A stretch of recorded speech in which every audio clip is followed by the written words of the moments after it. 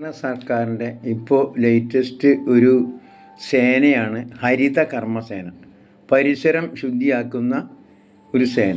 ഈ സേനേനെ പറ്റി ഒരു പാട്ട് കേട്ടാൽ എങ്ങനെ ഇരിക്കും നോക്കിക്കോളൂ. സേന ഇത് ഹരിത കർമ്മസേന, നാടും വേടും ശുചീകരിക്കും ഹരിത കർമ്മസേന. നാട്ടുകാരെ വീട്ടുകാരെ സ്വൽപ്പം സഹകരിക്കൂ. പ്ലാസ്റ്റിക് മാലിന്യങ്ങൾ കൂട്ടി വെക്കണം കേട്ടോ. മാസത്തിലൊരിക്കൽ മാത്രം 50 രൂപ നൽകൂ.